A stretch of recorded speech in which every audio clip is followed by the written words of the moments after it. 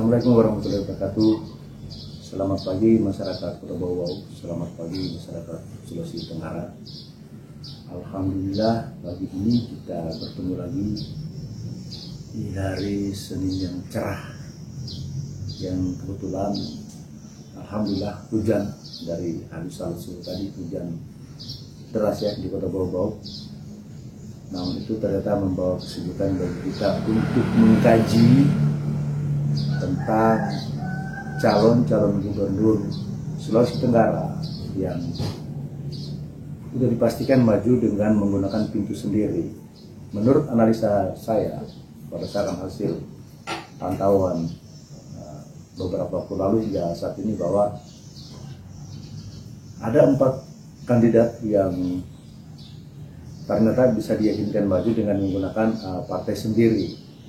Pertama adalah dari partai PDIP, Bapak Lukman Alunawas, kemudian Bapak Andi Sumangaroke itu menggunakan partainya sendiri, Partai Persatuan Pembangunan. Kemudian ada Bapak Ruksani menggunakan Partai Bulan Bintang, dan ada Burhanuddin Saputu, perwakilan kepulauan, dengan menggunakan Partai P3, Partai PKB. Dari 4 kandidat ini hampir dikatakan itu siap maju, walaupun Burhanuddin Saputu mendeklarasikan dirinya sebagai calon wakil gubernur. Ya, kalau Burhanuddin Saputu berarti tinggal dengan siapa dia berkoalisi dari ketiga partai tersebut atau ketiga calon kandidat 01 yang saya sebutkan tadi. Untuk dari Partai Nasdem, Partai Gerindra ataupun Partai Golkar, PAN dan lain-lain, hingga saat ini mereka belum memunculkan kandidatnya sebagai calon gubernur atau calon 01. Misalkan kayak di Partai Golkar, ya, kehadiran di media sosial tentang Ridwan Bae itu hanya digadang-gadang sebagai calon 02. Tapi kendati demikian dia tidak seperti Burhanuddin Saputu ya. Burhanuddin Saputu itu karena begitu maju langsung 02. Kalau Pak Ridwan Bae dia hanya digadang-gadang dalam media sosial. Kemudian Bapak Haji Laude Muhammad Sapai Kahar itu juga beliau secara gamblang menyatakan siap menjadi calon 02. Namun belum jelas beliau maju ke partai apa.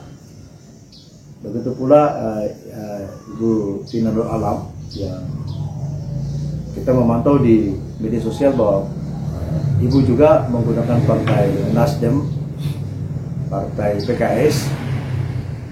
Namun kalau kita bicara Nasdem itu saling klaim ya, ada Pak Keri Penguasa yang mantan Bupati Konawe juga mengklaim bahwa Nasdem beliau akan pegang untuk maju di calon gubernur, apakah di calon 02 atau 01. Begitu juga di PKS yang saya melihat juga di media sosial itu telah berkoalisi dengan Ibu Tina Nur Alam, sehingga ini membuat buyarnya nama Bapak Laude Ida yang digadang-gadang di media sosial berpasangan dengan Bapak Pak Lukman sebagai ketua PDIP. Saya rasa ini sebuah pergerakan politik yang belum mengarah kepada koalisi yang sempurna atau pasangan yang sempurna. Sebab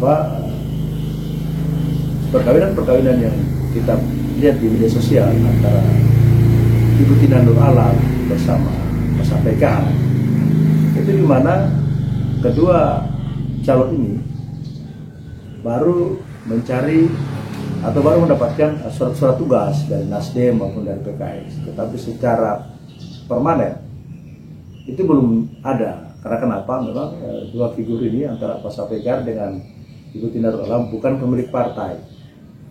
Nah, kalau kita bicara Nasdem, pemilik partainya kan Pak Ali Mazi ya.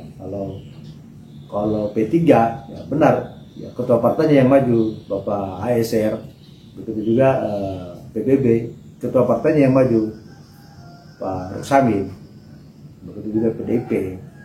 Nah, yang menarik adalah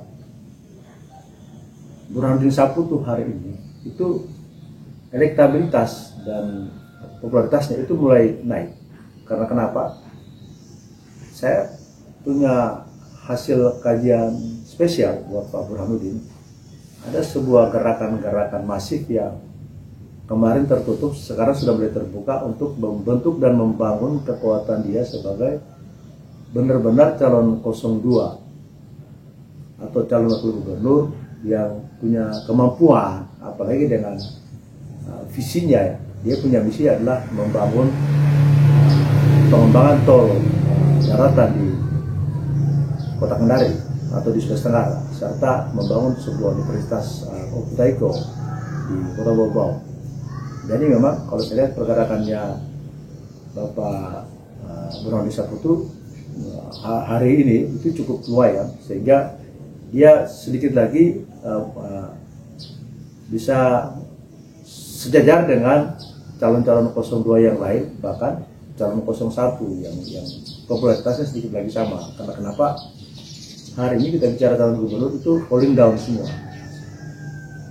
Kalau dia udah sebagai wakil juga hampir dikatakan suaranya sudah tidak ada lagi. Kemudian Pak Ridwan Baik hanya dimainkan di media sosial, bahkan di beliau pun juga tidak ada sebuah statement terkait majunya dia sebagai calon gubernur atau sebagai calon wakil gubernur.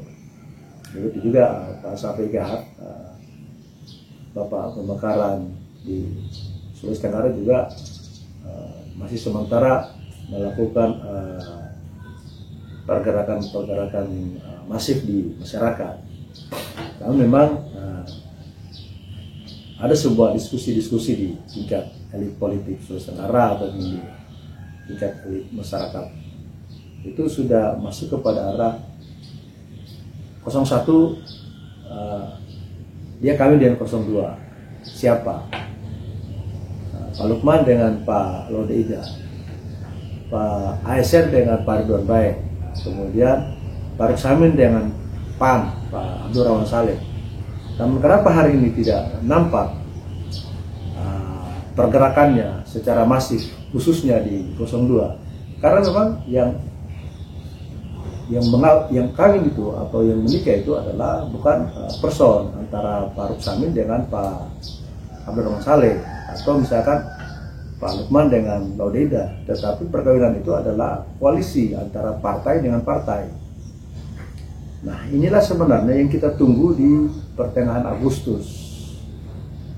Paling cepat pertengahan Agustus itu, karena di bulan September sudah ada pendaftaran. Biasanya perkawinan koalisi ini mendekati minus 1 bulan atau minus 2 minggu masuk pendaftaran. Banyak kajian-kajian yang dilakukan oleh partai-partai pengusung ya untuk berkoalisi dengan partai lain. Banyak kesepakatan-kesepakatan yang dibangun. Jadi untuk membahas tentang pemasangan atau perkawinan antara figur-figur ini adalah bagian dari sebuah gerakan emosional politik masyarakat yang mendukung kandidatnya, mendukung dia punya calon-calon untuk maju di bursa. Tapi memang harus kita menyadari juga bahwa hari ini bicara siapa 01, siapa 02 itu adalah kesepakatan partai politik, bukan kesepakatan perorangan, bukan persepakatan sebuah kelompok atau sebuah golongan atau sebuah pertemanan.